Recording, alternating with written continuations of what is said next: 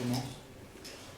Donc, merci à tous d'être présents parmi nous pour cette dernière conférence du cycle de conférences que Nadia German a donné à l'École normale supérieure au mois de mars.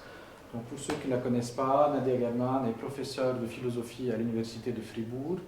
Elle est spécialiste de philosophie arabe, plus particulièrement de Farabi, mais aussi de philosophie du langage. Et d'ailleurs, aujourd'hui, elle va nous parler de Farabi et de la philosophie du langage. Merci et je te laisse la parole. Merci beaucoup. Ouais. Et donc, j'espère que tout le monde a le handout. Oui, il me semble que oui. Donc, en effet, le titre de cette intervention, c'est « Qu'est-ce que la sagesse ?» Donc, l'accent sera sur sagesse et langage. Donc, ce binôme, pour ainsi dire. Ok, donc nous, les philosophes ou les historiens de la philosophie, aimons la sagesse. Le nom même de notre discipline l'indique. Mais quel est au juste l'objet de notre amour? Qu'est-ce que c'est, la sagesse? Évidemment, cette question n'a pas de réponse simple, puisqu'il s'agit d'un concept relatif. Relatif au sujet, au contexte, à la culture, au temps, etc. Dans ma conférence aujourd'hui, je me propose d'étudier une variante précise de ce concept, à savoir celle du Abu Nasr al-Farabi. Et j'ai mis tous les noms et toutes les œuvres et quelques mots sur le handout, donc si jamais vous les trouvez là-dessus. Donc, moi, je vais étudier ou discuter le concept de la sagesse de Farabi, qui a vécu à Bagdad pendant la première moitié du Xe siècle. Mon but consiste, dans un premier temps, à mieux saisir le concept général de sagesse à son époque et chez lui, et puis, dans un deuxième temps, à mettre en exergue sur cet arrière-plan une particularité remarquable du concept tel que le développe Farabi. Car son approche se distingue par le double fait que, d'un côté, il s'inscrit dans la tradition néoplatonico-aristotélicienne et adopte plusieurs traits essentiels que possède ce concept dans cette ligne. Nonobstant, de l'autre côté, il met un accent fort sur l'importance d'un facteur qui, dans la tradition grecque, ne joue presque aucun rôle, celle du langage. Or, quel est le rapport entre sagesse et langage? Et pourquoi justement le langage? Regardons de plus près le concept de sagesse de Farabi et commençons par son contexte historique. Et dans cette première partie de ma présentation, je m'appuie sur un article qui vient de paraître en 2021. Donc, premièrement, la sagesse, selon Farabi, est dans son contexte. Pour mieux comprendre ce que fait Farabi, il faut se rendre compte qu'il vivait à une époque où les différentes sciences et disciplines étaient en train de se constituer comme telles. En même temps, c'était une période qui offrait un vaste choix de sources d'inspiration intellectuelle, des mathématiques indiennes à la philosophie grecque, de la littérature persane à la poésie arabe, sans parler de la nouvelle religion, l'islam, et de son contexte central, le Coran. Il n'est donc pas surprenant que la notion de sagesse ait été très diverse et multiforme, en fonction de différents groupes et tendances. Dans mon article mentionné, je distingue 3 approches prépondérantes, mais il y en avait certainement plus. Pour notre propos aujourd'hui, il est important de noter que l'expression qui, dans les premiers siècles après l'islam, rendait principalement sagesse, n'était pas le terme hikma, comme aujourd'hui, mais plutôt ilm. Et ça c'est un des mots que vous trouvez sur le handout. La traduction la plus courante de ilm, tel qu'il est employé en arabe moderne, est connaissance, savoir, quelque chose comme cela. Bien que le terme ait eu cette signification dès le départ, en arabe classique, les acceptions, nuances et implications supplémentaires de ilm sont beaucoup plus riches. Il s'agit de la notion charnière autour de laquelle tournent l'islam et la culture musulmane. Le rôle crucial que jouait cette notion est dû à la centralité et aux connotations spécifiques que lui accordait le Coran. Selon la révélation musulmane, chaque individu est appelé à rechercher ilm. Et c'est la condition sine qua non pour rejoindre le paradis perdu lors de la chute. Même si le terme coranique ilm ne signifie pas directement quelque chose de lié à la pratique, il implique néanmoins l'action, amal, c'est un autre terme que vous trouvez sur le handout. Saisir la vérité signifie percevoir les exigences imposées à l'humanité comme effet de la chute et requises pour atteindre la rédemption. Celui qui possède cette compréhension est appelé à agir.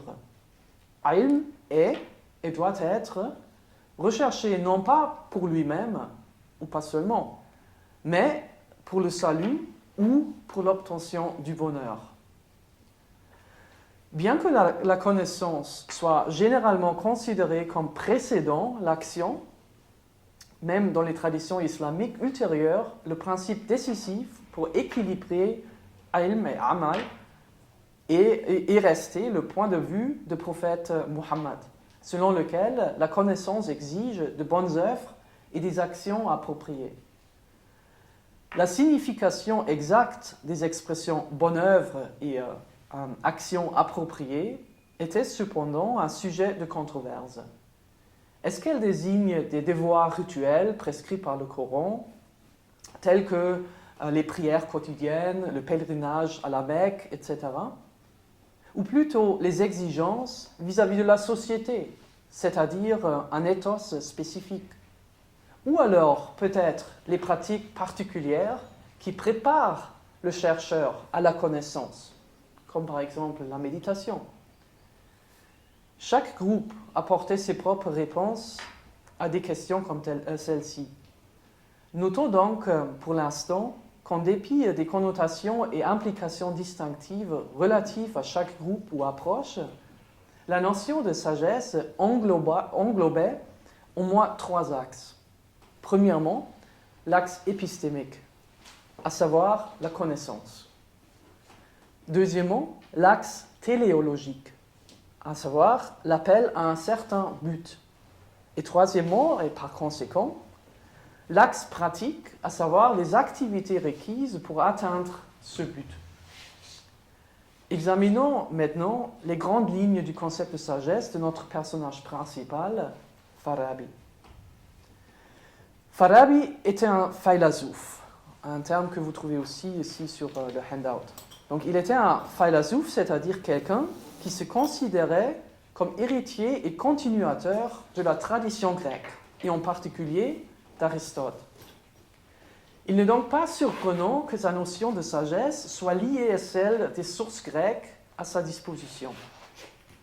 Pour commencer, on peut dire que la sagesse des phalasipha, c'est le pluriel de philosophe, donc la sagesse des phalasipha est celle de la raison naturelle ou humaine, la sagesse accessible et applicable grâce aux facultés dont les êtres humains sont naturellement dotés.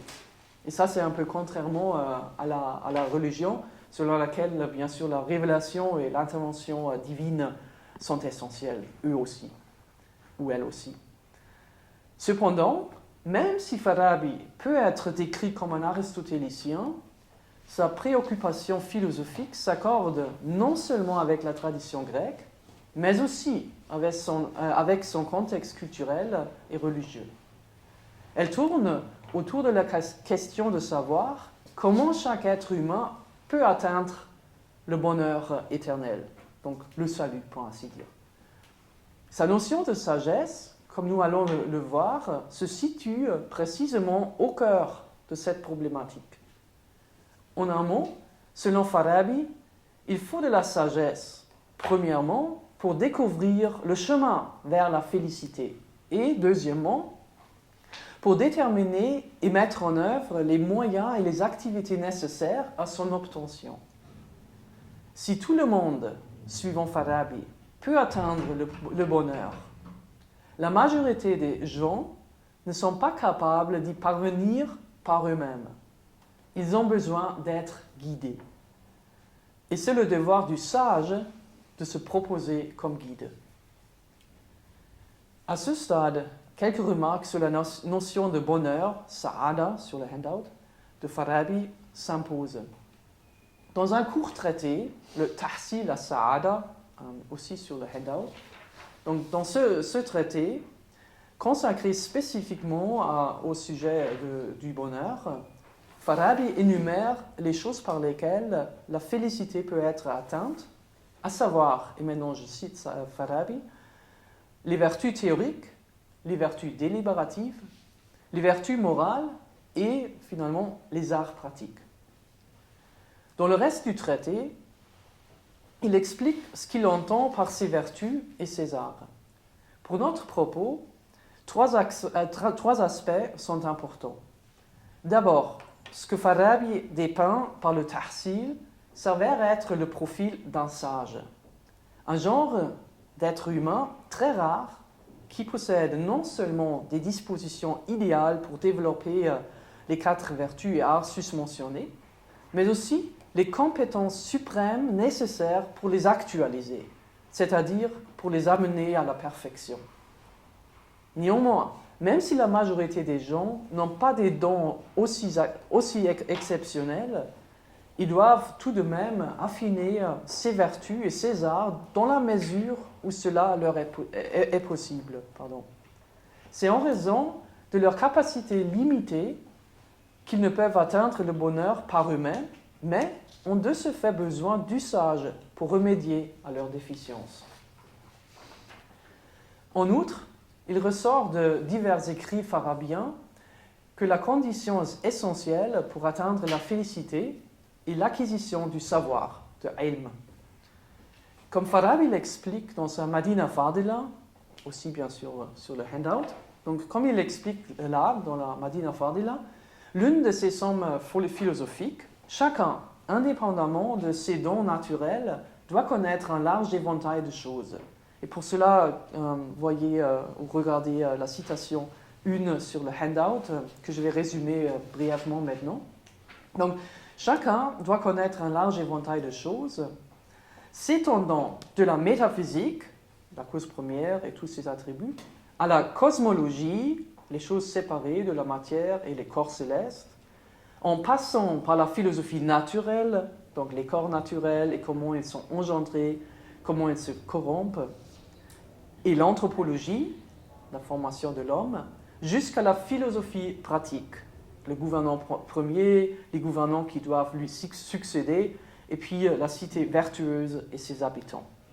Donc, cette liste englobe essentiellement la connaissance de tout ce qui existe, ainsi que de ses principes. Une connaissance, bien sûr, qui, en tant que telle, est hors de portée du commun des êtres humains et uniquement accessible à un nombre très limité de savants. C'est un peu comme si on demandait aujourd'hui d'être spécialiste dans la théorie de relativité ou de la mécanique de quantum, etc. Donc voilà, c'est un peu comme ça. Évidemment, s'il incombe aux sages de remédier aux déficiences, comme nous l'avons dit plus haut, l'une de ces tâches consistera à transmettre, d'une manière ou d'une autre, les connaissances nécessaires à l'obtention du bonheur. Cela nous amène à un autre aspect notable concernant les 4 vertus et arts énumérés dans le tahsil, à savoir la dimension pratique. Même si son accent est mis sur l'acquisition de ilm, et donc sur les vertus théoriques, Farabi prend au sérieux la division aristotélicienne de la rationalité en théorique et pratique. La perfection de soi, selon lui, ne s'accomplit pas seulement en vertu d'une connaissance abstraite, la maîtrise des sciences théoriques, mais exige également la capacité délibérative et les compétences pratiques pour dériver de cette connaissance des règles et des pratiques qui contribuent à l'obtention du bonheur, ainsi que pour les mettre en action. Donc, les deux côtés, théorique et pratique. Comme dans les cas précédents, seules quelques rares personnes possèdent ces capacités, à savoir les parfaits philosophes ou les sages, dont le devoir est de faire naître les vertus théoriques et pratiques, et maintenant je cite Farabi, donc faire naître les vertus théoriques pratiques dans les nations et les cités de la manière et dans la mesure possible par rapport à chacun et chacune. En bref, le véritable sage est à la fois celui qui connaît tout ce qui peut être connu et le gouvernant suprême. Cette notion du sage rappelle le philosophe roi de Platon, association qui est, dans une certaine mesure, justifiée. Sans entrer dans les détails, la principale différence entre les deux concepts consiste en la théorie farabienne de la nature humaine et de la perfection. Pour lui, la perfection de soi implique l'actualisation de la nature humaine, c'est-à-dire la rationalité, dans toute sa plénitude, donc y compris la rationalité théorique et pratique. Par conséquent, le devoir de retourner dans la caverne et d'agir en tant qu'instructeur et gouvernant politique ne vient pas de l'extérieur, pour ainsi dire en contrepartie de l'éducation reçue grâce à la police. Donc ça, c'est le modèle de Platon. Il est plutôt inhérent à la nature humaine elle-même, c'est-à-dire qu'il fait partie intégrante de son propre télos naturel. Cette interprétation spécifique des notions aristotéliciennes de nature et de perfection est remarquable, car elle permet à Farabi, d'une part, de présupposer l'existence d'une caractéristique spécifique distinguant tous les êtres humains en tant qu'êtres humains, à savoir la rationalité, et d'autre part, de rendre compte des différences individuelles en ce qui concerne l'actualisation réelle de cette capacité. Chaque individu a, pour ainsi dire, sa nature individuelle. Et je vais revenir sur ce point d'une nature générale ou spécifique, pour ainsi dire, une nature individuelle. Donc, chaque individu a, pour ainsi dire, sa nature individuelle. Or, étant donné que les hommes diffèrent en fait, quant à leurs facultés théoriques et pratiques, le perfectionnement de soi, de chaque individu, ne peut être déterminé de manière absolue, à l'avance pour ainsi dire, mais seulement en fonction de ses compétences particulières. En conséquence, dans l'univers de Farabi, tout le monde et toute chose a une place et une fonction spécifique à remplir dans l'univers. Dans la sphère humaine, c'est-à-dire dans le domaine de la politique, de la vie, partagée, dans la sphère humaine, le sage est le chef naturel et comparable au premier principe de toute chose dans le cosmos. Il est sage en raison de son ilm complet, c'est le côté théorique, et de sa capacité à transmettre ce savoir, ainsi qu'à ordonner la société d'une manière bénéfique à la perfection de soi de chaque membre. Donc ça, c'est le côté pratique. Tous les autres membres ont leur place dans la société en fonction de leurs compétences individuelles. Ainsi, les êtres humains remplissent des fonctions spécifiques dans la société, à l'instar des différentes tâches qu'accomplissent les organes d'un corps sain. Le principal défi pratique du philosophe roi est d'organiser la société de telle sorte que chacun occupe dans la cité, c'est-à-dire l'équivalent à la police de Platon. Donc il doit arranger la société de telle sorte que chacun occupe dans la cité une place qui corresponde effectivement à ses compétences individuelles et contribue ainsi au bon fonctionnement du corps politique. Finalement, afin de conduire chacun aux connaissances à ilm nécessaires pour l'obtention de la félicité suprême, le roi philosophe, le sage, et ces quelques individus qui sont suffisamment intelligents pour comprendre tout ce qu'il faut savoir selon la liste évoquée dans la citation 1. Donc tous ceux ou eux doivent se charger de l'enseignement, de transmettre ce savoir. Or, étant donné que la majorité des gens n'arriveront pas à appréhender tous ces principes et structures et trucs de manière scientifique, donc une vraie compréhension, il faut que les méthodes de l'enseignement soient adaptées. Il faut que les choses qui doivent être transmises soient traduites d'une façon ou autre. Nous voilà donc parvenus au point précis où entre en scène le langage et le lien en trois qu'il entretient avec la sagesse. Un lien qui, de prime abord, peut paraître un peu surprenant. Or, le dénominateur commun peut déjà être identifié dans ces grandes lignes. Il est ancré dans la tâche pratique ou politique du sage, la tâche de gouverner la cité, ce qui s'avère être en premier lieu la tâche de enseigner. Car comment enseigner autrement que par moyen d'une langue ? Attaquons donc la deuxième partie de cette conférence, le lien entre la sagesse et le langage chez Farabi. Et pour ce faire, revenons brièvement à son anthropologie. Et pour le reste de mon intervention, je me réfère à un article qui paraîtra plus tard cette année. Mes excuses. Donc, deuxièmement, sagesse et langage chez Farabi. Selon Farabi, comme nous l'avons vu, les êtres humains sont affectés par la téléologie d'une double manière. Ce sont les deux natures dont on a parlé. On y va maintenant. Premièrement, en tant que membres d'une espèce, ils sont dotés d'une nature qui détermine le ergon en lequel consiste leur perfection spécifique, leur perfection par rapport à leur espèce. Dans le cas des êtres humains, cette perfection est définie par la différence spécifique de l'humanité, à savoir la rationalité, et dépend de l'application de cette capacité, comprise en premier lieu comme l'acquisition de connaissances, l'acquisition de ilm. Ensuite, en tant qu'individu, chaque être humain possède une nature individuelle.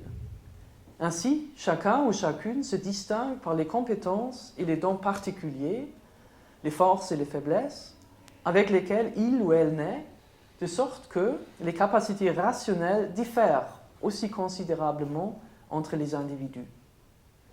Par conséquent, la manière dont les gens peuvent ou non actualiser leur capacité rationalité varie en fonction de leurs talents respectifs.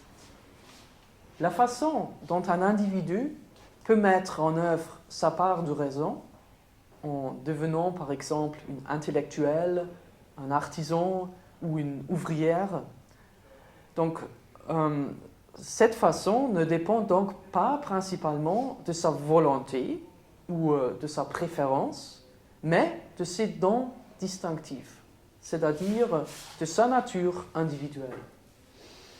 En soi, cette diversité de compétences et de talents n'est pas particulièrement problématique, mais elle devient évidemment un problème lorsqu'elle est considérée dans le contexte du telos spécifique de l'humanité, à savoir l'acquisition de ilm, dont on a parlé auparavant. Car si mes capacités rationnelles sont telles que je ne possède pas les dons nécessaires pour devenir un scientifique, il semble s'en suivre nécessairement que je serais incapable à me perfectionner, que je manquerais à mon devoir naturel et n'arriverais pas à atteindre le bonheur. Donc pensez à cette liste magnifique dans la citation 1. Farabi était parfaitement conscient de ce danger. Mais contrairement à d'autres penseurs de son temps, il ne voulait pas tirer ses conséquences. À son avis, tout être humain, même le moins doué intellectuellement, peut acquérir les connaissances nécessaires à la perfection de la nature humaine.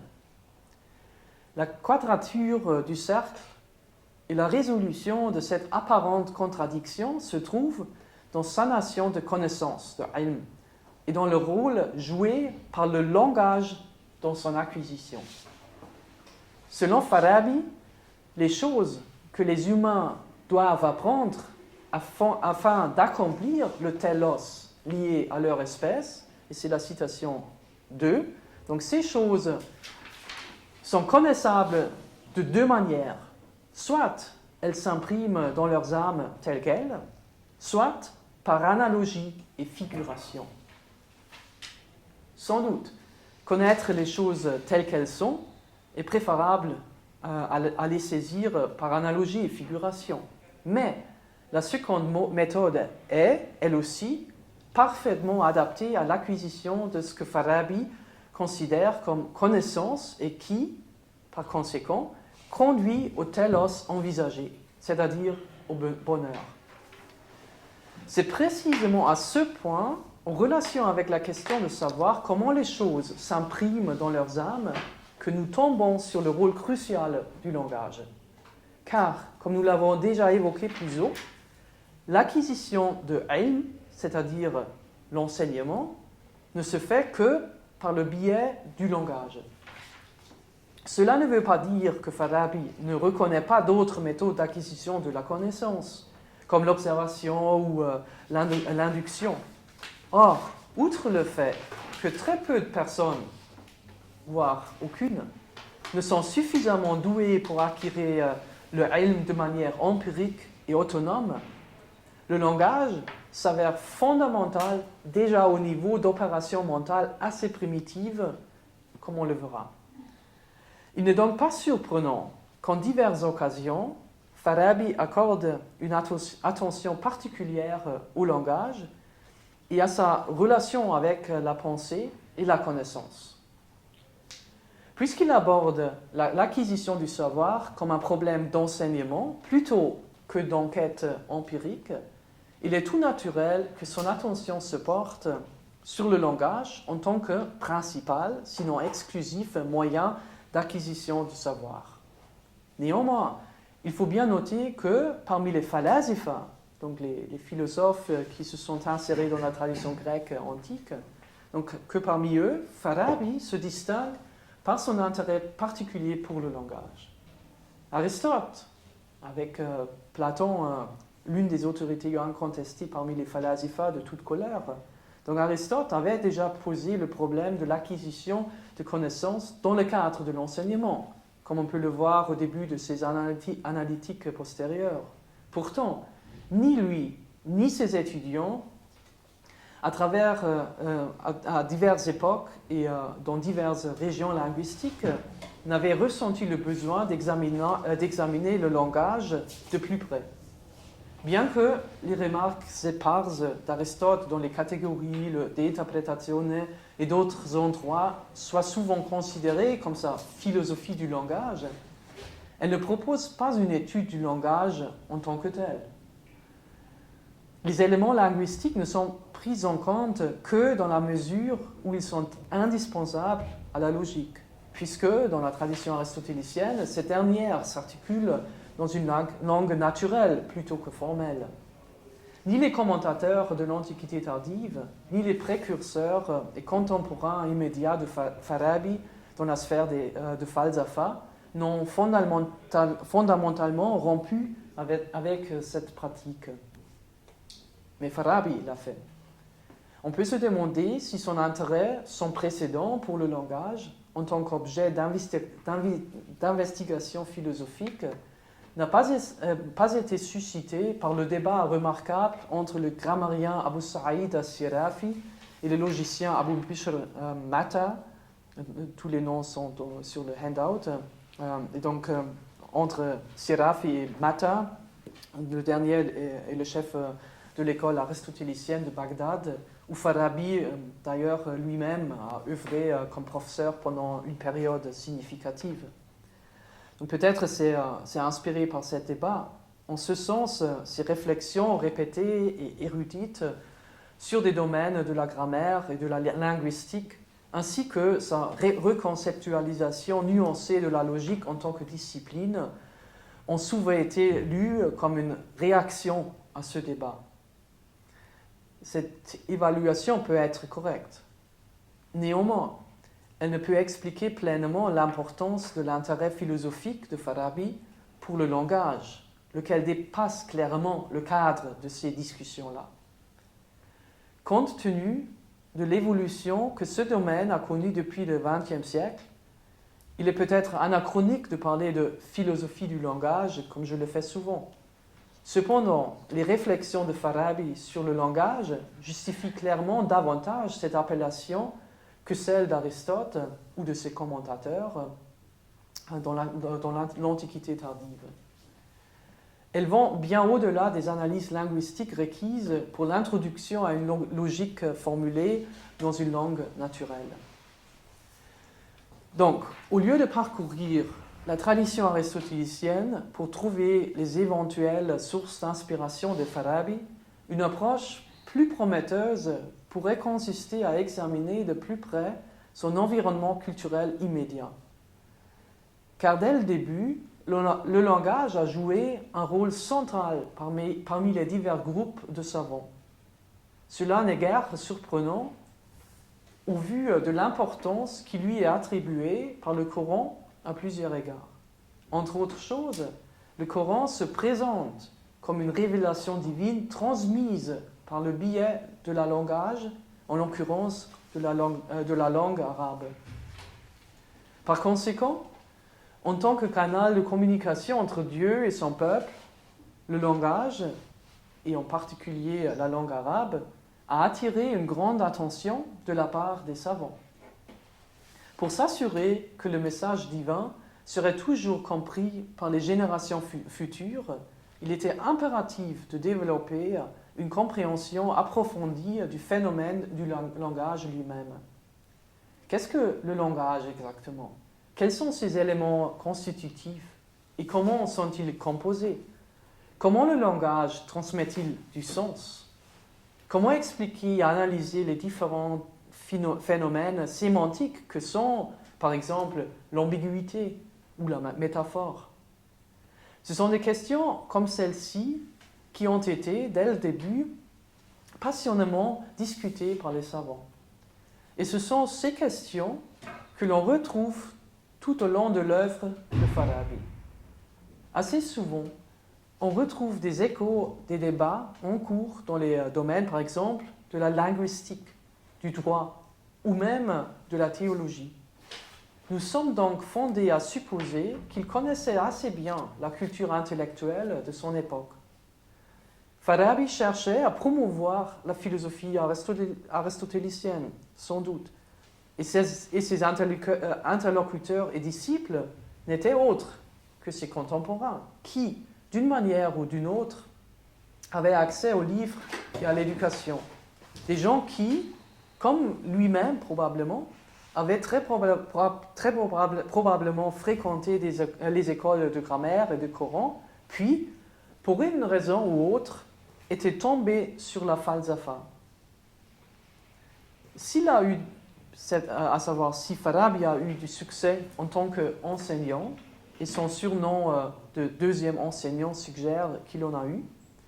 Donc s'il a eu du succès, cela est probablement dû au fait que ses écrits sont centrés sur des questions qui résonnent avec les préoccupations de ses contemporains. Or, parmi les grandes questions de son époque, figurent deux problèmes intimement liés. Les problèmes du langage et du ilm. Concept clé, comme je l'ai évoqué. Suivons donc ce lien et examinons son rôle dans la sphère politique.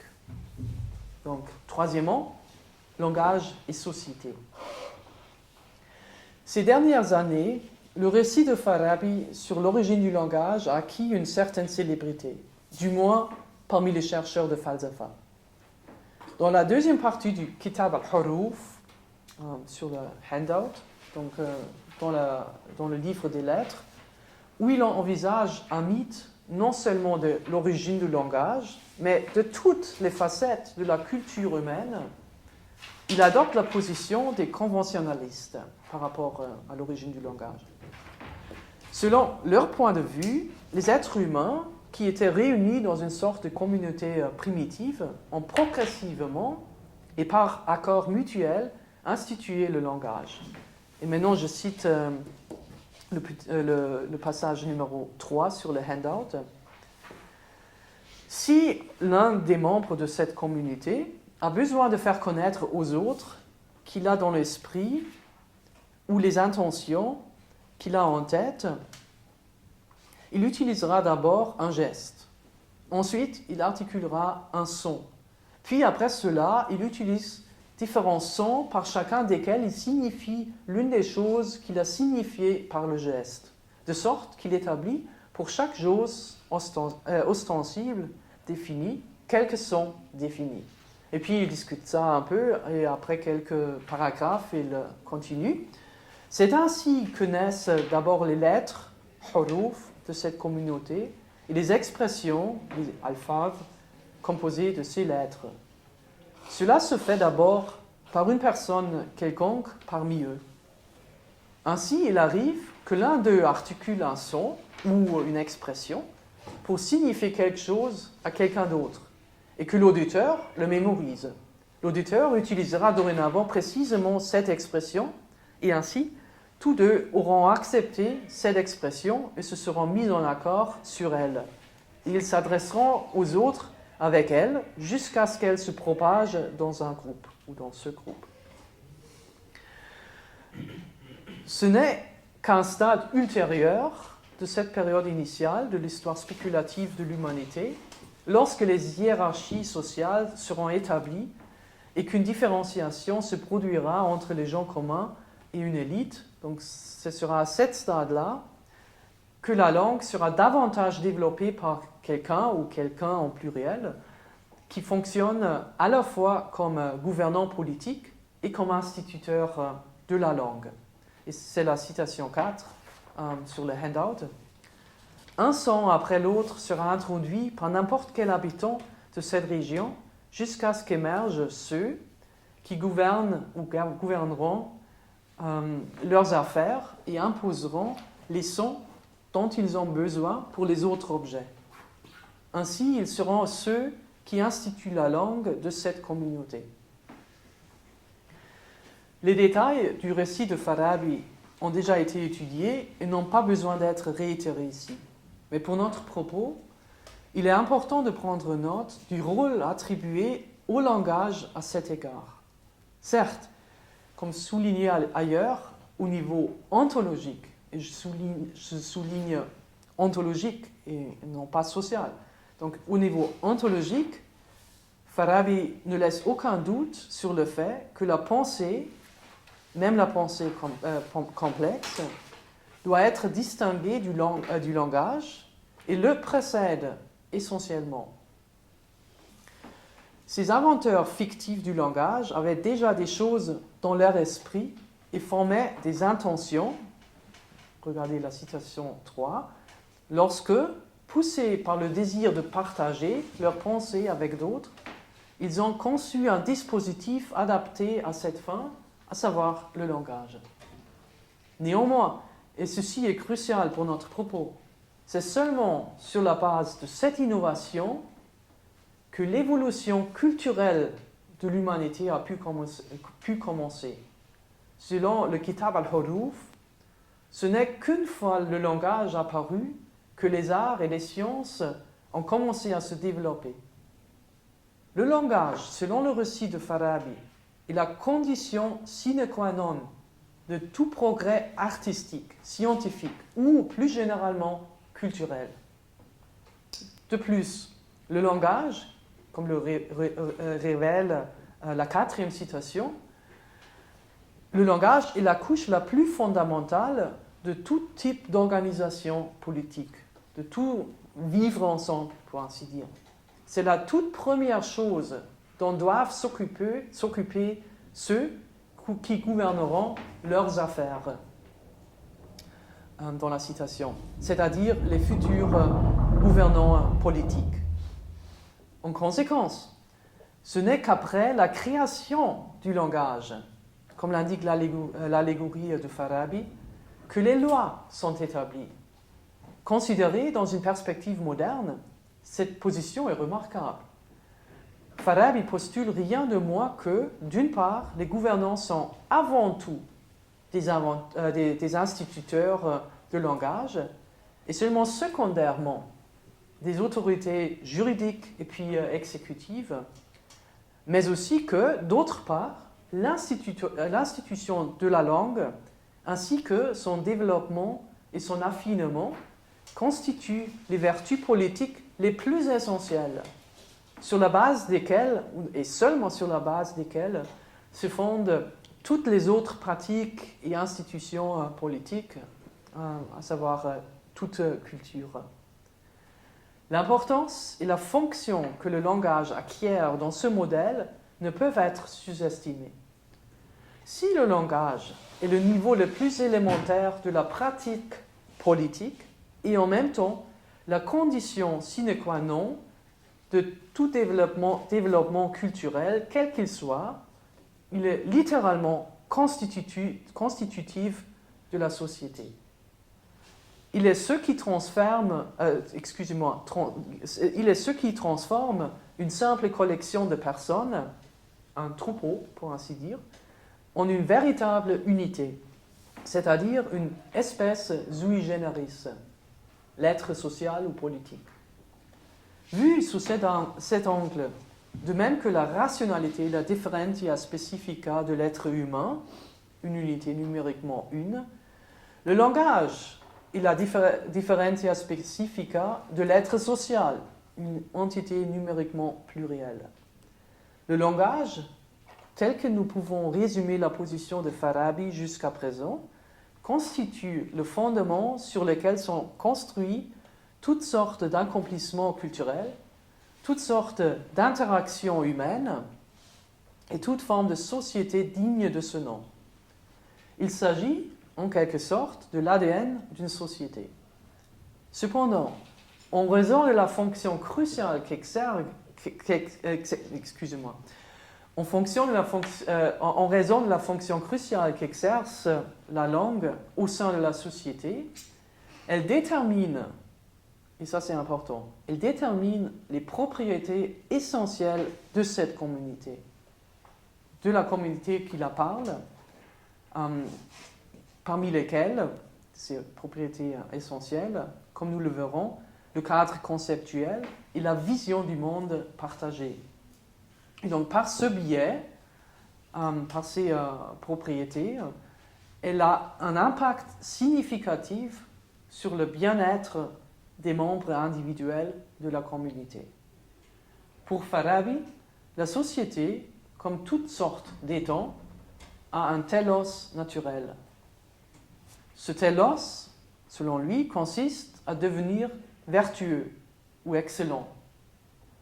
Une société vertueuse est celle qui, au regard de la Constitution et des lois ordonnées par le gouvernant, le sage, permet le mieux à chacun de ses membres de poursuivre son télos et d'obtenir le bonheur. Comme nous l'avons dit déjà plus haut, la finalité de l'humanité est double, mais elle suppose de toute façon l'application de la différence spécifique de l'humanité, la capacité rationnelle et la quête des connaissances, de ilm. Or, si la tâche de la société consiste à fournir chacun de ses membres les moyens de poursuivre sa finalité, il faut que sa langue soit apte à le faire. Sa langue doit, d'une part, englober toutes les vérités à connaître. Pensez à la citation 1, cette liste.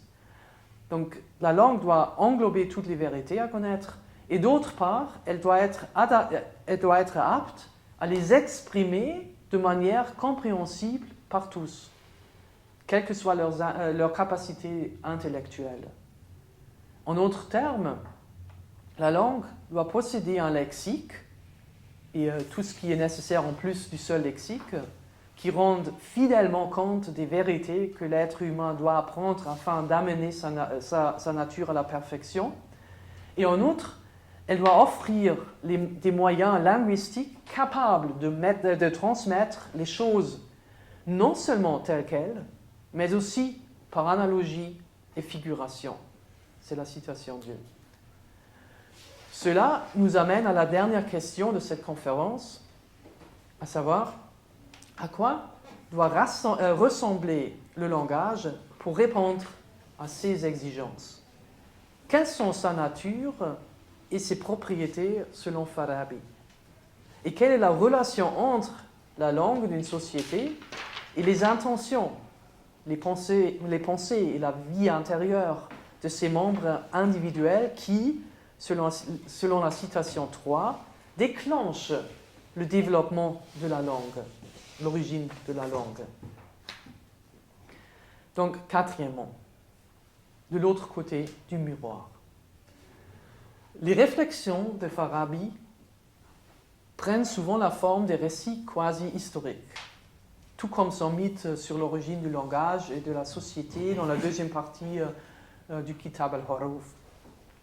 Comme on l'a soutenu précédemment, ces récits apparemment chronologiques servent à analyser quels éléments et caractéristiques du sujet considéré sont plus ou moins essentiels, c'est-à-dire ontologiquement plus ou moins fondamentaux.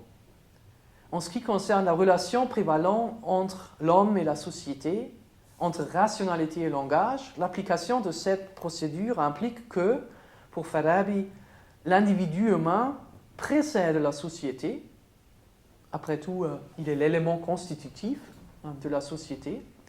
Et dans le même ordre d'idées, il nous donne à comprendre que la capacité de penser de l'humanité est la condition préalable à l'émergence du langage.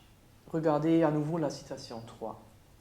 En soi, ces deux hypothèses ne semblent pas particulièrement originales. Or, leur connotation particulière s'impose sur l'arrière-fond de la théorie dans laquelle elles s'inscrivent, mais aussi des traits spécifiques assignés au langage dans ce cadre. Le langage, selon l'allégorie de Farabi, doit être analysé comme une imitation de la pensée, et cela à différents niveaux. Regardez la citation 5. Donc, les logothètes s'efforceront, par leur disposition naturelle et non par dessein, de faire des expressions qui sont établies pour indiquer des significations, des ma'ani, des imitations des ma'ani, des significations, et de les établir pour qu'elles aient la plus grande ressemblance avec les ma'ani, avec les significations, et avec les existants.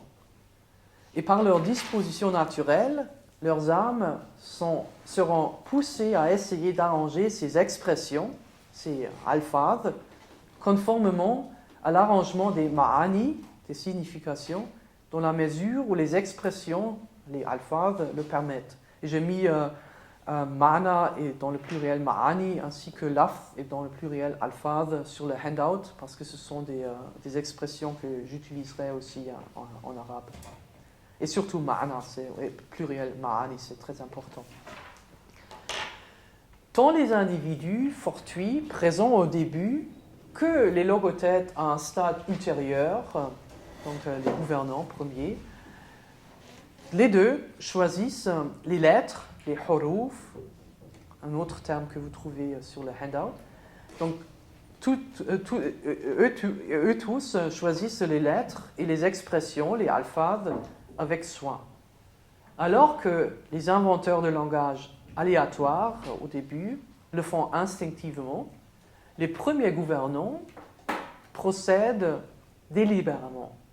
Mais dans l'idéal, tous cherchent à faire des expressions, des imitations, des significations et à disposer ces expressions conformément à la disposition des significations.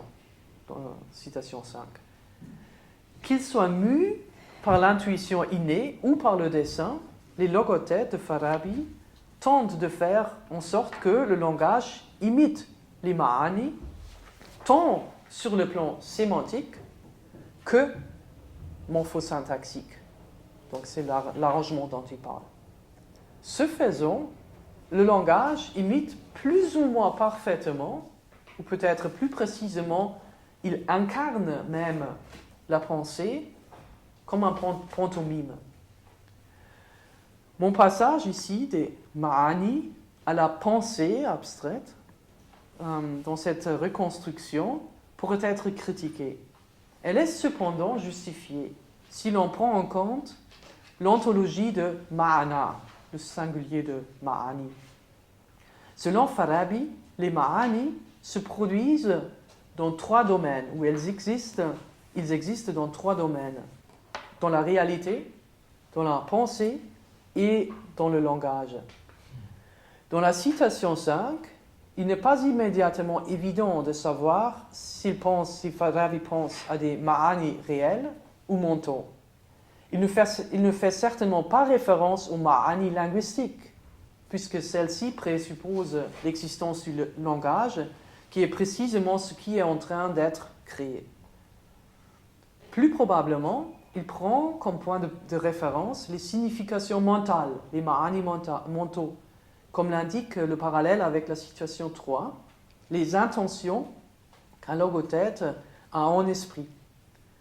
En tout cas, et c'est le détail remarquable ici, ces ma'ani mentaux sont nécessairement doublés par les significations réelles, les ma'ani réels, c'est-à-dire de choses, de propriétés et d'événements se produisant dans la réalité extramentale. Car, selon Farabi, les significations mentales ne sont produites que de 2 manières. Soit par la perception des sens secondés par des processus mentaux tels que l'abstraction, soit par l'utilisation du langage, c'est-à-dire par le biais de l'audition et de la lecture de quelque chose. Il n'y a pas cependant d'autogénération de la pensée dans un monde farabien. Par conséquent, avant l'invention du langage, les ma'ani mentaux ne peuvent être que les produits de l'interaction avec la réalité, l'abstraction de la réalité, des ma'ani réels, réels. Mais c'est, à son tour, précisément ce type de pensée dérivé de la réalité. C'est ce type de pensée qui se trouve à la base du langage, à la base de la création de langue. C'est exclusivement les ma'ani dérivés de la réalité que le peuple primitif de Farabi avait en tête et désirait partager avec les autres, dans la citation 3.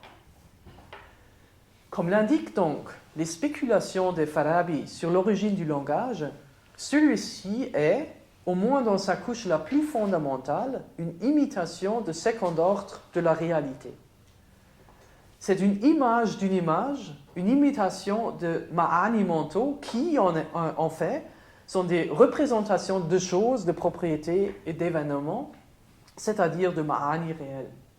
Pour Farabi, le langage, dans son essence, incarne littéralement le monde tel qu'il est perçu et compris par les gens à l'origine, et plus tard, bien sûr, par le gouvernant. Le terme clé à cet égard est imitation, muhaka, que vous trouvez dans la citation 5. Un terme qui peut facilement être mal compris, surtout s'il est lu à la lumière d'une compréhension platonicienne spécifique, selon laquelle les imitations, tout comme n'importe quel autre type d'artefact ou d'être dérivé, qu'il s'agisse d'une peinture ou d'un pantomime, d'une ombre ou d'un reflet, sont en un sens défectueuses. Qui plus est, les imitations, selon ce point platonique de vue, peuvent être trompeuses, prétendre être quelque chose qu'elles ne sont pas, et égarer délibérément les gens. Mais ce n'est pas ce que Farabi veut dire. Certes, les imitations ne sont pas les choses elles-mêmes, et en ce sens, elles sont effectivement, sur le niveau ontologique, elles sont défectueuses. Pourtant, elles sont souvent ceux qui nous rapprochent le plus possible des choses elles-mêmes.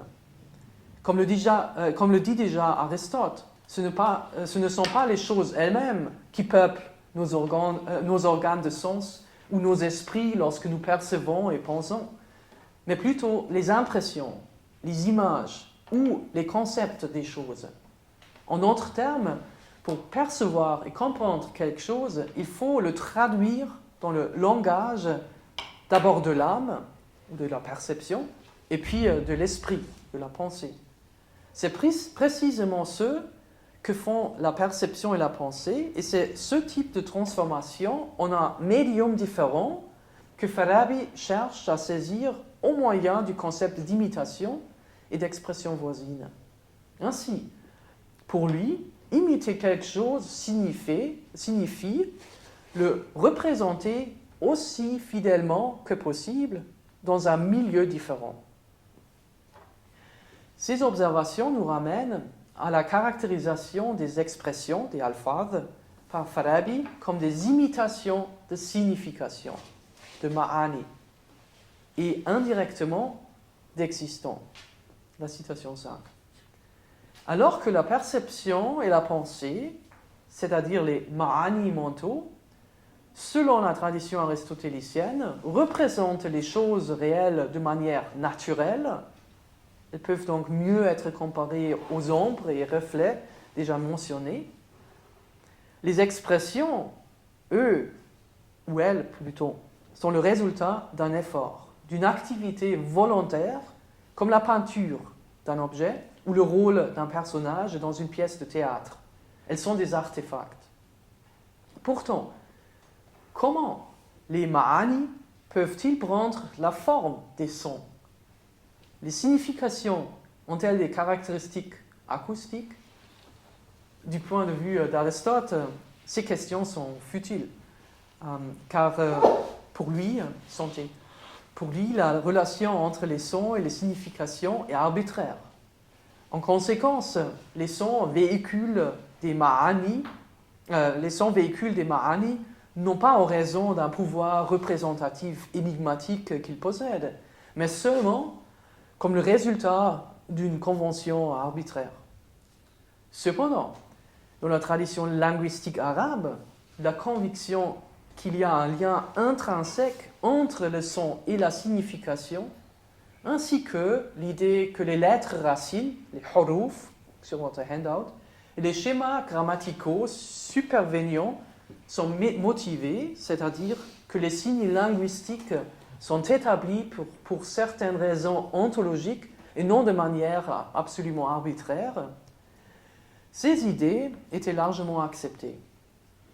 Déjà, Sibawayh, sur votre handout, l'un des fondateurs de la tradition linguistique arabe dans le 8e siècle, déjà lui, il était convaincu que les sons sont des indices de signification. Comme le montre, par exemple, sa discussion sur le mastar, le non-verbal, aussi sur le handout, qui peut suivre différents modèles. La forme spécifique que prend un non-verbal, selon Sibawayh, correspond au mana de ce mastar.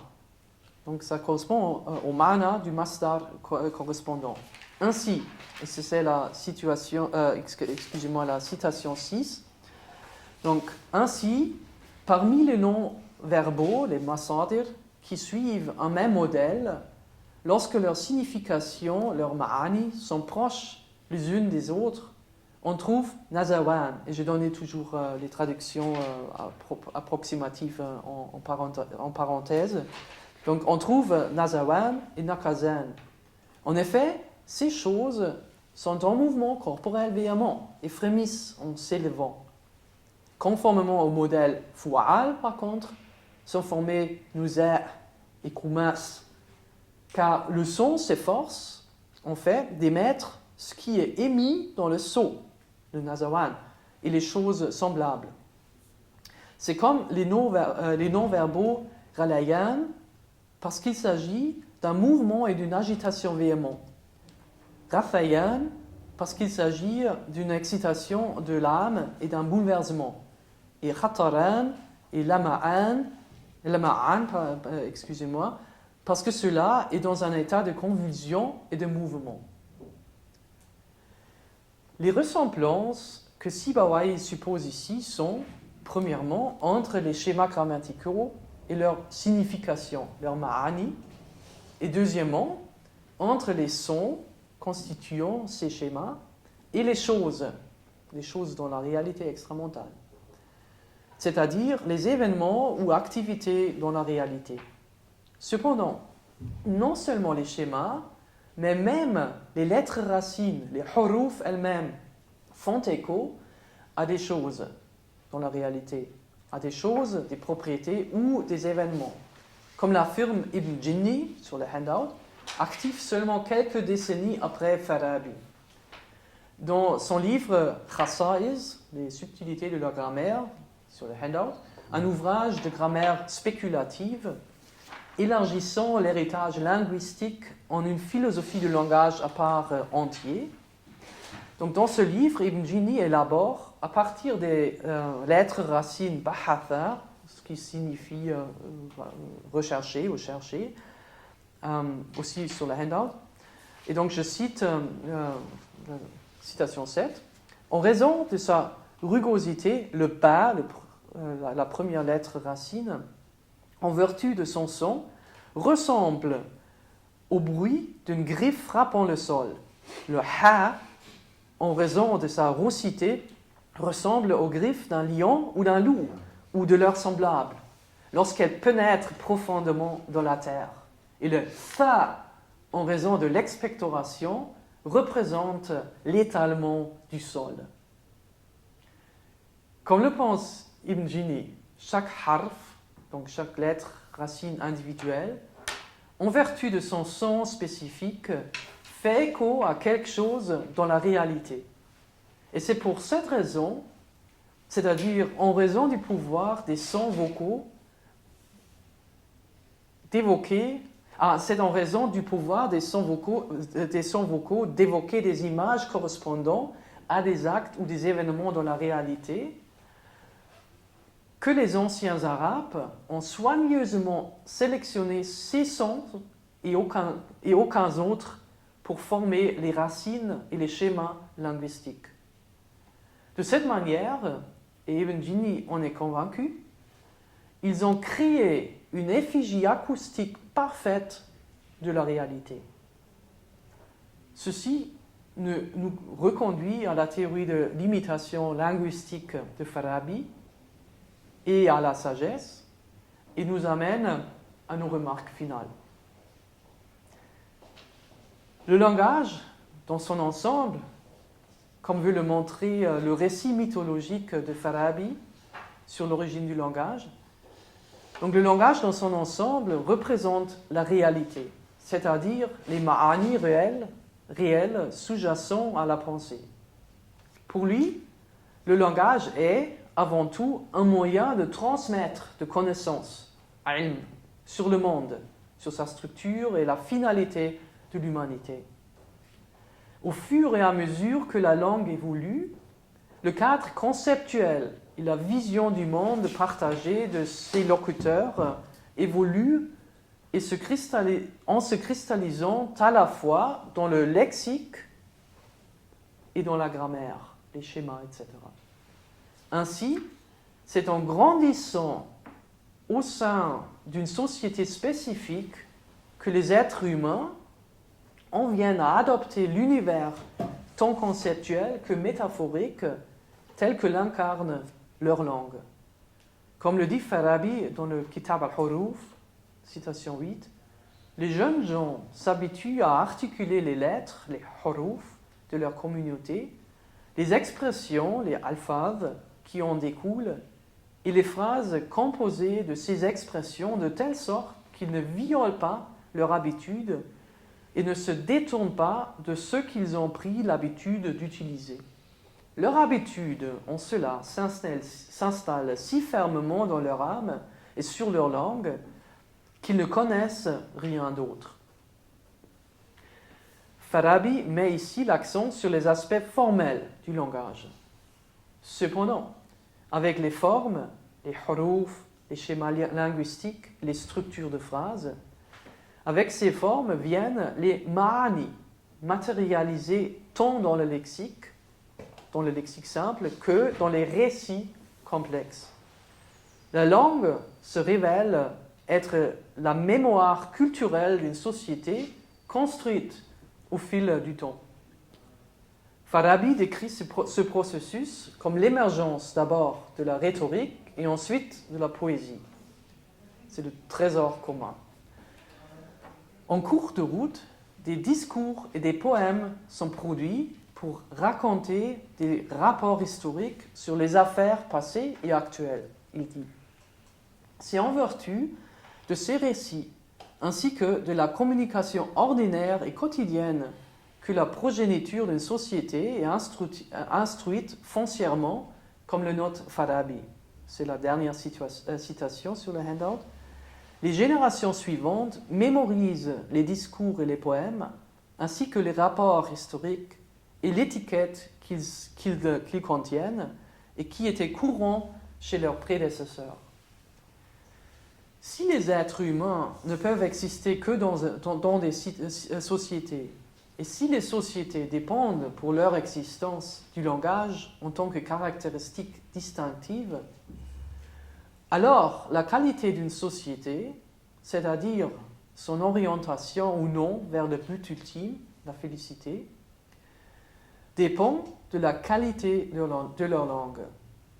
La possibilité pour les membres les moins doués d'une société d'acquérir du ilm, par analogie et figuration, citation 3, dépend du corps linguistique établi à travers les âges et cultivé par des gouvernants, des sages successifs.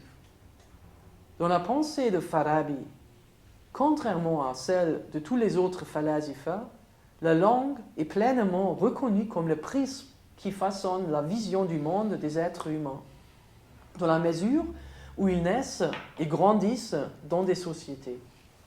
C'est donc principalement des enseignements matérialisés dans leur langue, dont les gens communs au moins, dépendent pour atteindre leur télos individuel. Et c'est pour sécuriser cette porte d'entrée à travers le ilm vers le bonheur que la langue doit être traitée et utilisée avec soin et par de véritables sages, comme nous l'apprend Farabi. Et c'est aussi pourquoi, mutatis mutandis, il faut avoir une académie française, bien sûr. Voilà, c'est autre chose. C'est exactement ce que je pensais. La rectitude de la langue, Ouais, c'est ça. Donc, ça régit la société. Ouais.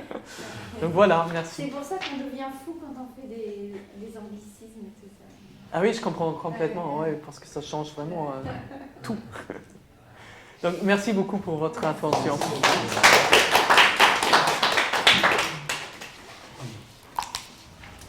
Donc je ne sais pas si ça fait partie du jeu, mais bien sûr je prends des questions avec plaisir. Bien sûr. J'ai pas fait 12 000 questions, mais je vais essayer de parler d'abord.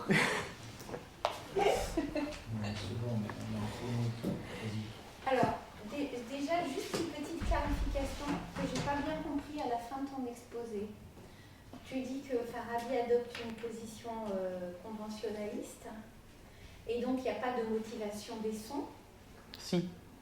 Alors voilà, c'est ça qu'il y a, Mais il y a un endroit où j'ai raté quelque chose. Voilà. Oui, mais il y a quand même, donc il est un conventionnaliste, mais en même temps il est convaincu que la façon comme procédaient les inventeurs de la langue, c'est quand même motivé. Donc ils suivent leur instinct. Non, mais ça c'est motivé, ça peut être comme chez Platon. Chez Mhm. Platon, c'est motivé parce que on ne va pas, par exemple, prendre le même son pour désigner deux choses différentes. C'est motivé, mais c'est en même temps... Pas les sons. Si. C'est ça que je... Ouais.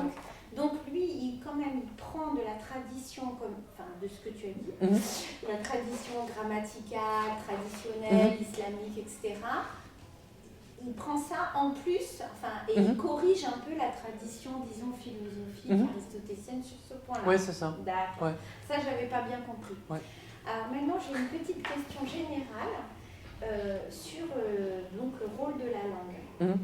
Parce que, je ne sais pas si j'ai raison, mais j'ai l'impression qu'on peut dire que même sur le plan des élites intellectuelles, on était dans une situation de pluralisme linguistique. Puisque déjà dans les milieux philosophiques, il y avait de l'arabe, du syriaque et du persan. Donc il y avait plusieurs langues, puis elles étaient quand même très très différentes. Donc parce que je dis ça parce que nous, dans le domaine latin, on n'a pas ce genre de situation. Dans le sens Non, où... mais si, les gens, les savants, Ouais, ils parlaient leur langue. Et leur vernaculaire. Oui, mais alors le vernaculaire, c'est autre chose parce que ce n'est pas des vraies langues. Oui, donc, au maximum, mais quand même. tu es dans une situation de diglossie Ouais. où tu as une langue savante et puis des langues secondaires Ouais. qui deviennent progressivement des langues savantes au cours du XIIIe siècle, doucement. Mais pour Farabi en tant qu'intellectuel, il était quand même confronté à une vraie pluralité linguistique. Non. La situation est vraiment comparable à celle de l'Europe au Moyen-Âge. Donc on apprend une langue qu'on parle comme langue maternelle et dès qu'on commence à étudier à l'école, on apprend l'arabe. Mais ça c'est pour les gens, non mais ça pour les gens ordinaires, ils étaient en situation de diglossie. D'accord, mais je veux dire dans les milieux intellectuels savants, il était confronté à des gens qui n'étaient pas de langue maternelle. Non. Si, bien sûr, mais c'est comme en Europe. C'est pas grave. Là, on parlait aussi des vernaculaires, mais la langue, la lingua franca, c'était le latin. Ici, c'est dans Donc, c'est pareil que dans le domaine latin, c'est-à-dire que la pluralité des langues, entre guillemets, est une sorte de non-événement, quoi. Enfin, c'est pas un problème majeur, quoi. Oui, donc il y a certainement, donc pour quelqu'un comme Farabi, donc au moins ces indications, j'interprète ces indications d'une telle façon. Donc il se rendait compte que les langues parlent des langues différentes, des gens parlent des langues différentes, mais quand même, c'est pour dire évidemment, c'est pas tellement une question théorique qui s'impose. Donc pour lui, c'est quand même, il y a la langue, et la langue peut être décrite d'une façon théorique qui peut être exprimée dans des termes techniques de la grammaire ou de la linguistique. Oui, mais c'est d'accord, mais s'il y a une motivation des sons, ça veut dire qu'une langue donnée, précise, va informer, comme tu dis, un substrat culturel, et il ne va pas être le même dans une autre langue, y compris quand on écrit de la philosophie dans des langues savantes différentes. Est-ce qu'il y a une réflexion là-dessus ? Non, pas du tout. Bon. Donc, mais quand même, il y a des réflexes peut-être, ou des échos, disons, indirects, parce que à la fin, c'est clair qu'il se soucie beaucoup du niveau, de la qualité de la langue. Et donc, il y a dans ce Kitab al-Huruf, il y a des passages où il critique l'arabe, qu'il signifie certaines choses qui ne sont pas ces choses-là. Donc, par exemple, ils utilisent des formes qui insinuent qu'il s'agit des accidents dans la réalité, mais en vérité, ce sont des substances. Oui, et donc, il y a des fautes. Il y a des défauts, ouais. Ça peut exister dans les langues. Et dans la langue arabe, naturelle, pour ainsi dire, donc, qui existe telle qu'elle, il y a des choses qu'il devait corriger, ou bien il faut se rendre bien compte. Voilà, c'est peut-être misleading un peu. Donc ça se trouve. Le processus rate de temps en temps. C'est ça, donc c'est pour cela que j'ai souligné, donc c'est le monde tel que l'ont perçu et compris les inventeurs du langage ou de la langue. Et donc bien sûr, on peut se tromper. C'est comme la connaissance. Des fois, il n'y avait pas de ressources linguistiques suffisantes, donc on a utilisé le même mot pour dire plusieurs choses aussi. C'est pas ça qu'il. En tout cas, c'est pas un l'impression qu'on a de l'équivocité. Ouais. Mais, dans la théorie grammaticale grecque. Ouais, donc ça, c'est pas un point qu'il soulève, mais ça pourrait s'inscrire. Ça pourrait être ce genre de... Ouais. Après, j'ai une deuxième question générale justement sur l'usage des langues. Mhm. Est-ce que tu penses qu'on peut faire le rapport donc, de cette dimension éducative, enfin, d'enseignement du sage dans la conception farabienne, qui est intrinsèque à la définition du sage au lieu d'être un peu subi entre guillemets dans une conception platonicienne. Ouais. Est-ce que tu ferais et le fait que contrairement à la situation latine, les gens du peuple, les gens du commun, on va dire, à qui s'adresserait cet enseignement, il n'y a pas de communauté linguistique, puisque les savants médiévaux, ils étaient en situation de diglossie, puisqu'ils avaient une langue maternelle et une langue savante, mais le peuple commun, il n'était pas en situation de diglossie, il parlait que sa langue à lui. Et donc, du coup, est-ce que tu ferais le lien entre cette dimension d'enseignement essentielle à la définition du sage, donc de restitution sous des formes différentes, avec le fait que l'organon long, c'est quelque chose qui a vraiment du sens, et deux, il y a une communauté linguistique entre le savant et le non-savant, et dans le domaine latin, on ne comprend pas grand-chose de l'organon long, on ne comprend pas à quoi ça sert, et il n'y a pas de communauté linguistique du savant au non-savant, ce qui fait que le rapport du savant au non-savant n'est pas un rapport d'apprentissage. C'est un rapport d'autorité. Donc, par exemple, typiquement, un rapport de prédication, par exemple, mais qui ne consiste absolument pas à transmettre une connaissance. Et ensuite, la connaissance qu'on va attendre du simple mortel, on va dire, c'est une connaissance extrêmement c'est même pas minime, c'est une infraconnaissance par rapport à la connaissance des savants. C'est-à-dire, il va savoir dire le credo par cœur en latin en comprenant absolument rien à ce qu'il raconte. Et il va avoir une légère explication en vernaculaire au moment de la messe donc, ce qu'on attend du peuple, ça n'est pas une connaissance. C'est on commence à exiger une connaissance à une sorte d'intériorisation de la foi, d'approche cognitive de la foi, mais c'est 3 fois rien, c'est 3 éléments du credo qui se battent en duel, Dieu est un, il est trine, c'est presque rien, il n'y a pratiquement aucun contenu cognitif. Est-ce que tu ferais le lien entre ces différences? Et donc, du coup, l'idée que tu vas développer des argumentations qui vont se dégrader selon l'organon long pour s'adapter au public à qui tu t'adresses, parce que quand même tu veux avoir une argumentation, tu veux le convaincre, tu veux lui transmettre une connaissance, dans une langue qui est commune, puisque dans le domaine latin, on ne traduit pas la Bible en vernaculaire, tu vois, c'est même interdit dans le sud de l'Europe. Donc voilà, tu as compris mon idée. Est-ce que tu serais d'accord avec ça, de faire ce lien entre ces différents éléments?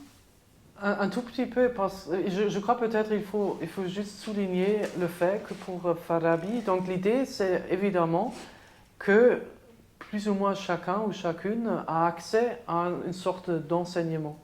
Et donc que chacun, chacune, dans une cité bien ordonnée, bien réglée, bien vertueuse, dans une telle cité, dans une telle communauté, chacun, chacune peut apprendre par analogie, etc., au moins par analogie, les vérités qu'il faut connaître.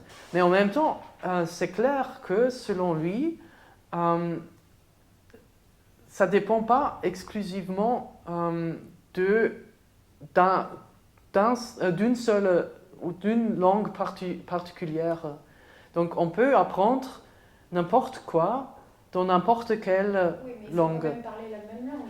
C'est exactement ça c'est exactement le cas, et c'est pour cela que pour lui, il peut envisager que les récits métaphoriques que contiennent les différentes langues qui doivent être différentes parce que les langues sont qui doivent être différentes parce que les langues sont différentes. Donc chaque langue, pour ainsi dire, a son récit parfait ou sa façon de parler métaphoriquement, par analogie, etc., parfait pour elle-même.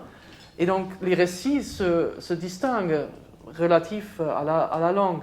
Et quand même, ces récits, où là il parle de religion, ça c'est exactement ce que fait ou ce que représente la religion. Donc le récit métaphorique ou développé dans une certaine langue. Donc si la langue est bien formée, ce récit aussi il est bien formé. Et donc il peut y avoir plusieurs religions vertueuses, pour ainsi dire. Donc il n'y a pas cette idée dont tu parlais par rapport à la religion chrétienne. Il n'y a pas cette concentration sur une religion et une vérité, ou une vérité, il y a une vérité, mais quand même, on peut la représenter dans différentes langues. Ça, c'est un peu l'idée qui, vraiment, je crois, très intéressant et peut-être aussi très surprenante.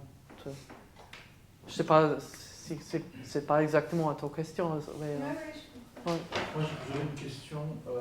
Juste, donc, Ibn Jinni, ce qu'on a lu, toi, tu dirais que ça s'adapte à Farabi. Farabi, je vois des parallèles. Dire que les sons sont motivés en termes même de lettres de l'alphabet. C'est ce passage de Ibn Jinni. Toi, tu as retrouvé des échos chez Farabi. Comment tu as fait le lien en fait? Donc, si tu regardes la citation 3, oui. Après les deux, cette séparation que j'ai indiquée. Oui. Donc c'est ainsi que naissent d'abord les lettres, huruf. Donc bien sûr, c'est question que signifie huruf ici. Mais tu peux les facilement lire comme lettres racines. Donc naissent les lettres huruf, les lettres de cette communauté, les expressions, les alphabets composés de ces lettres. Et cela attends, et puis tu continues avec, c'est où non, avec cette imitation, truc, c'est quelle citation encore ah oui, c'est la citation 5, et puis donc il explique que les inventeurs du langage s'efforcent, ou s'efforceront, de faire des expressions, des alphabets, qui consistent bien sûr en huruf et les schémas, des imitations des ma'ani. Donc comment est-ce que tu peux faire des expressions telles quelles, des imitations de ma'ani? Et puis, donc ils font les imitations des ma'ani, ils parlent à travers de ces ma'ani avec les existants. Et puis c'est après qu'ils parlent de l'arrangement. Et donc, ça, tu peux lire facilement comme morphosyntaxe ou quelque chose comme cela. Et donc, c'est pour cela que j'applique mon interprétation sur les deux niveaux. Donc, le lexique, donc à savoir les ma'ana, les ma'ani transmises par les lettres et les expressions, et sur le niveau morphosyntaxique, ici indiqué par l'arrangement. Je vois. Juste que je termine. Oui, je vois ce que tu veux dire, mais ça me semble. Oui, bon. Non, c'est très, très intéressant comme thèse, parce que justement, ce n'est pas ce à quoi on pense en premier lieu, c'est-à-dire, oui, moi je dirais qu'il y a chez Farabi une forme de conventionnalisme, mais qui est un peu matiné de je ne sais quoi, de muhakat et d'imitation. Mais là, j'ai l'impression que ce passage de Génie, c'est quand même, déjà au sein de la tradition arabe, c'est très, très, très particulier, parce que, voilà, la plupart sont conventionnalistes en réalité, en tout cas les noms des théologiens et les... Ouais, mais même... à ce point mais ce qui est important, il n'y a pas d'exclusion entre être conventionnaliste et être naturaliste en même temps. Donc ça se trouve dans Ibn Jinni, c'est clair. Donc pour lui, il y a cette convention, donc c'est un peu comme Farabi. Donc il y a les gens qui au début qui parlent, ce sont pour lui, donc il se concentre sur l'arabe évidemment, donc ce sont les anciens arabes, et eux ils inventaient les huruf et les schémas, etc. Mais ils le faisaient en utilisant c'est exactement comme Farabi, leur intuition, Rariza, où il a plusieurs expressions qu'il utilise, en utilisant leur intuition naturelle pour faire les sons les plus proches, semblables. Et ça donne quoi? Donc un lexique divisé en deux, une partie du lexique serait motivée naturellement par les sons, et puis il y a une partie qui est strictement conventionnelle. Non, c'est tout inventé par les anciens arabes. Ils s'accordaient, ils étaient d'accord de l'utiliser entre eux. Et puis ils ont, pour ainsi dire, construit la langue ensemble au fur et à mesure. Donc c'est un processus qui prenait du temps, où ils suivaient, selon Ibn Jini, si tu appliques sa théorie, qui concerne vraiment la langue entière. Okay. Donc la rugosité du bas et le machin du ha sont censés se retrouver dans tous les mots, en fait. Tu as peut-être entendu de ce qu'on appelle sa théorie de l'étymologie grande ou de la dérivation grande. Et donc chaque lettre a ses implications sémantiques, et c'est pour cela que chaque racine, donc chaque racine qui comporte les mêmes lettres, même si la succession varie, sont des racines voisines qui appartiennent à une signification vague peut-être, mais à une signification partagée. Donc il y a cette idée que ainsi toutes les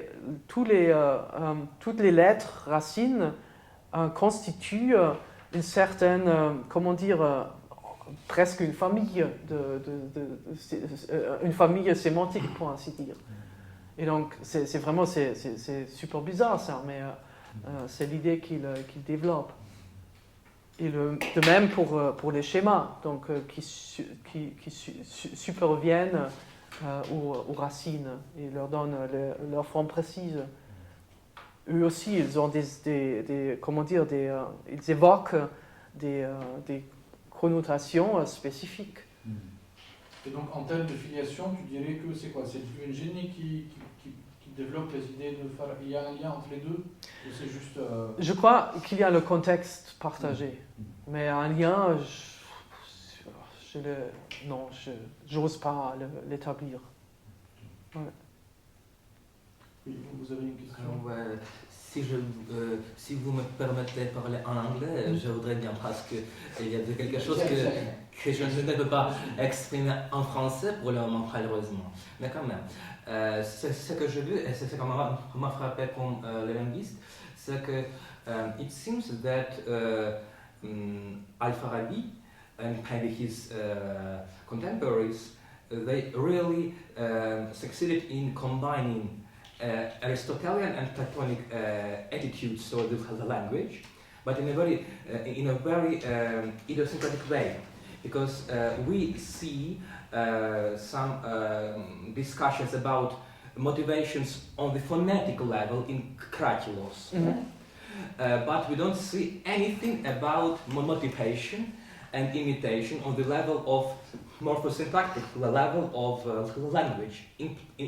As far as I know, in Plato we don't find this. Then we find at Aristotle, in Perihermeneias, we find something about part of speech, etc. But we don't find there anything about motivation between the sense and the form of the language. Though there are some discussion of this, but Al-Farabi goes further. He takes the structure of the language, which is at level higher than just phonetics, and says that it's also motivated, which is much conspicuous because structure of the language on higher levels really can be to some extent motivated by the chose tel quel. And on this level there is really a connection between logics and grammar.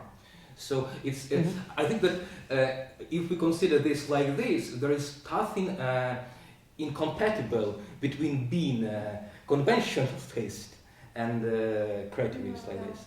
If we consider that the language consists of different levels, and he already understood it quite well. This is the first idea I would like to transplant. The second one is that, of course, for all these old traditions, it was la langue par excellence, c'était une langue, la langue sacrée, comme la langue de Quran, and also the language of pre-Quranic poetry, which was also a kind of point of reference. So it's very interesting that Greek, Arab, and the Latins, they were not interested in other languages. For them, there was only one language about which they discussed. But the issue is that what I was about to say, I'm sorry. Yes, that the very nature of Semitic root, of course, was very favorable for all this kind of ideas of imitation, because this three sound root is really can be considered as something that is changed during all these declinations. It's something that we don't have in Greek. It's something that we don't have in Latin. It's very specific to the to Semitic root. So maybe this I'm not maybe this roof.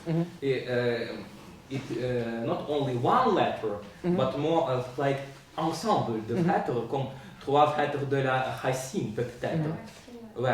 Because there were very interesting studies about Quranic and the classical Arabic that there are at least 400 roots that have very obvious onomatopoeic sense.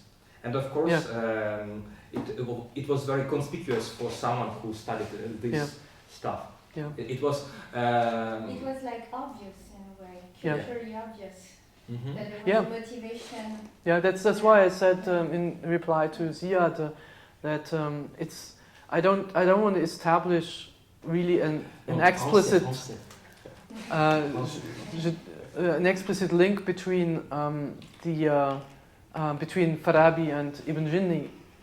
But I would. Il y a un substrat culturel plus général. Exactement, c'est le contexte général où c'est déjà bien accepté, c'est ça. Bien précise d'un auteur, et donc, c'est aussi pour cela que j'ai pris donc juste les deux citations, celle de Sibawayh et celle d'Ibn Jinni. Avec Sibawayh, je voulais montrer, donc déjà au début, lorsque pour la première fois, pour ainsi dire, la linguistique comme discipline apparaît sous forme écrite. Donc déjà là, on a cette idée comme un donné, pour ainsi dire, une donnée, donc c'est un fait.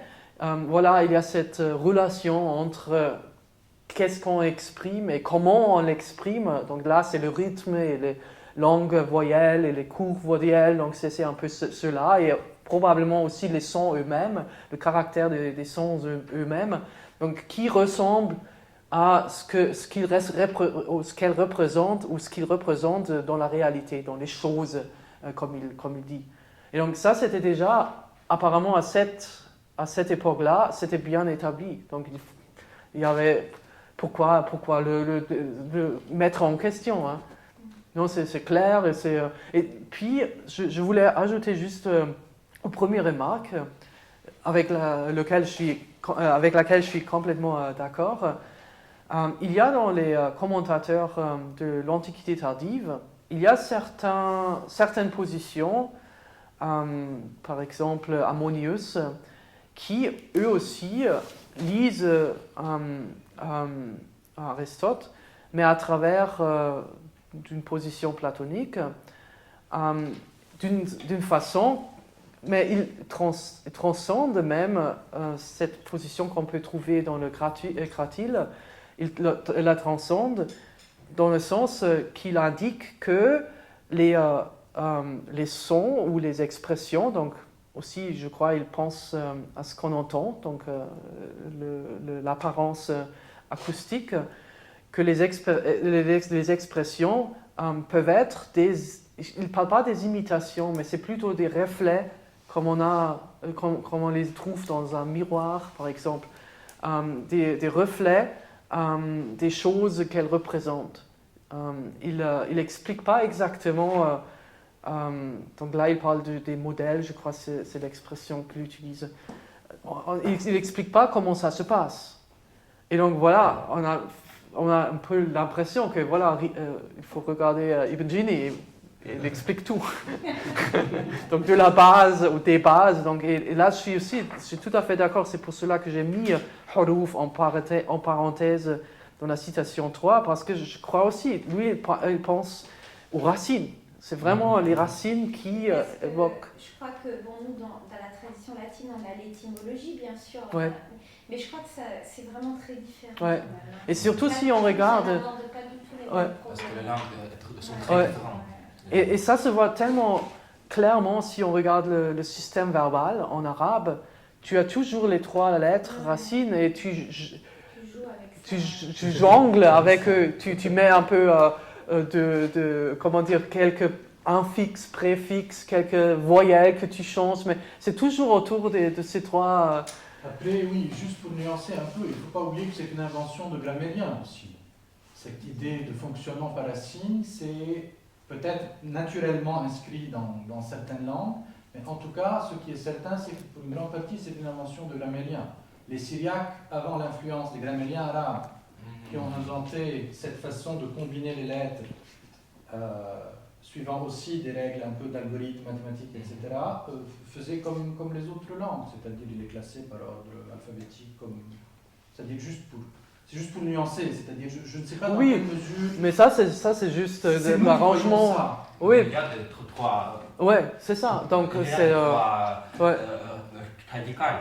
Ouais. C'est vrai, mais nous on voit aussi les Bien choses sûr. d'après la manière dont les grammaires nous décrivent les langues. Oui, On n'a bien pas sûr. un rapport, Oui. juste pour dire ça, Mais on n'a bien pas sûr. un rapport immédiat aux langues. Mais- Peut-être qu'on pourrait faire la même chose avec le français. j'en sais Mais rien. peu importe si on arrange. Non, non, C'est difficile de trouver radical avec les Français. ce que Ziad souligne, c'est que les dictionnaires sont organisés par lettres, Ouais. racines. C'est pas alphabétique, Pas donc. alphabétique. Ouais. Et donc c'est ainsi qu'on retrouve pas seulement un mot, mais vraiment le champ sémantique entier qui appartient à cette route, Et moi j'ai encore une question sur à l'usage cette des langues, racine. toujours. Est-ce que dans la formation de base religieuse, hein, disons celle à laquelle le plus grand nombre pouvait avoir accès, on apprend par cœur le texte, le Coran, du coup on apprend quand même de l'arabe coranique, hein. Mais dans quelle mesure on comprend ce qu'on récite? Parce que tu vois par exemple, dans le domaine latin, on te demande juste de savoir le credo, donc ça fait 4 lignes, hein, et c'est tout, et ça c'est le grand max. On te demande de savoir à peu près ce que ça veut dire, mais même au niveau, si tu passes au niveau au-dessus, pendant très longtemps les prêtres eux-mêmes faisaient des homélies où ils récitaient des homélies préparées à l'avance de latin, où ils ne comprenaient pas grand-chose non plus eux-mêmes. Donc, quel était le niveau de communauté, de communication linguistique entre un imam, les savants ou un philosophe, et puis quelqu'un qui a reçu une éducation moins basique? Est-ce qu'il comprenait vraiment l'arabe? Ouais, donc il me semble, selon ce que j'ai lu, mais je suis pas spécialiste d'enseignement, j'ai travaillé un peu là-dessus, Et j'avais l'impression selon ce que j'ai lu, donc je crois qu'il n'y a pas vraiment des statistiques ou quelque chose comme cela, mais tous ceux qui allaient au moins à une école grammaire ou de grammaire ou école de Coran, ils apprenaient la langue. Ils comprenaient la vraiment langue. ce qu'ils disaient et ils comprenaient quand quelqu'un leur parlait.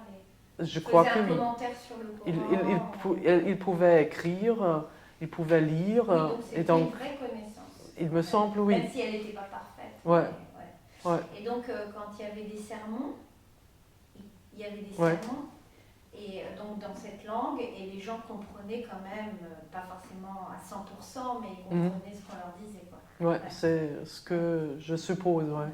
Parce que, Après, il y a autre chose aussi, peut-être que la nature du rapport entre le vernaculaire et la fusha et le classique est différente, les deux langues. C'est-à-dire que elles sont plus ça proches. dépend des régions, ça dépend des gens. Évidemment, c'était un empire étendu sur des régions qui n'étaient même pas arabophones de naissance, mais dans les pays arabes, c'est une différence de registre et c'est graduel.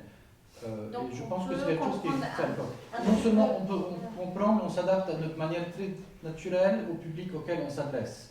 Ce n'est pas une diglossie tracée.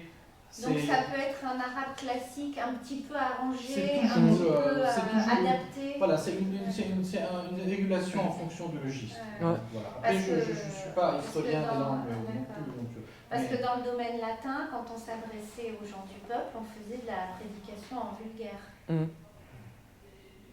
Là, la frontière est floue. Je ne sais pas Ouais. si on peut savoir à quel moment un locuteur arabe, je ne sais pas s'il peut vraiment savoir dans certaines situations s'il est en train de parler la fusha ou son dialecte. C'est vraiment graduel, il y a plusieurs D'accord. registres. Ouais. Voilà, je voulais juste- Bon, enfin, en tout cas, on peut J'étais dire dans qu'il y a ça. quand même une communauté de compréhension linguistique qui existe. Oui. Quels qu'en soient les. Ouais. Voilà, qui existe Ouais. pas chez nous. Quoi. Ouais. Ouais. Ouais. D'autres questions? Très bien. Ah oui, allez-y. Pardon, si j'ai bien compris, ce ne sont pas les choses, mais les images de choses qui s'impriment dans l'âme. Mhm. C'est vrai, oui. Ouais. Et ils sont imprimés avec l'aide de L, oui. Ou Ils sont imprimés. comment sont-ils imprimés? Comment? Comment? Donc, ça se passe d'une façon.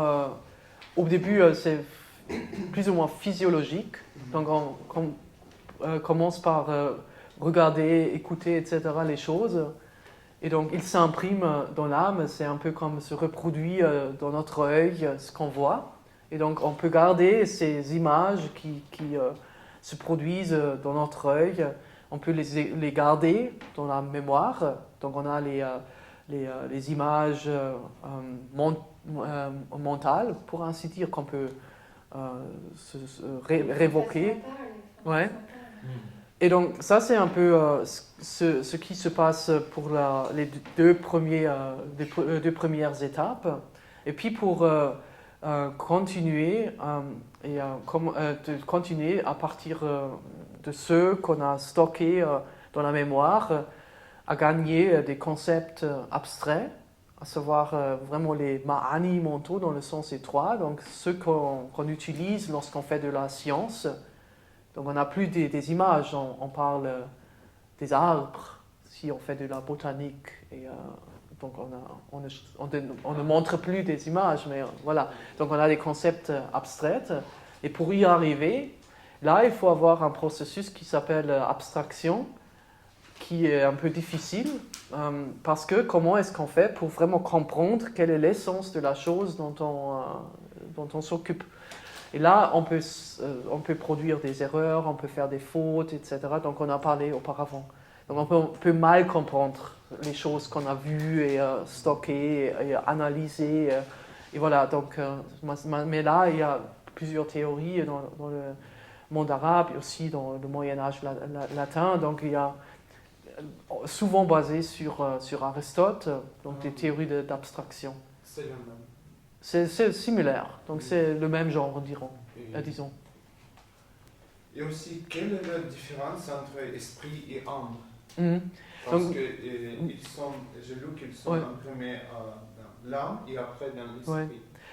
J'ai utilisé ces deux mots pour distinguer entre le processus quasi-physiologique qui se produit sur le niveau perception et stockage, et puis tout ce qui passe sur le niveau de compréhension véritable, donc scientifique. Donc ça, c'est ce que je signifie ici par esprit. J'aurais pu utiliser le terme intellect. Donc, et âme, j'aurais pu remplacer par sensation ou quelque chose de semblable. Ouais. Bon. Merci beaucoup. Merci, Nadia. Merci à vous. Merci.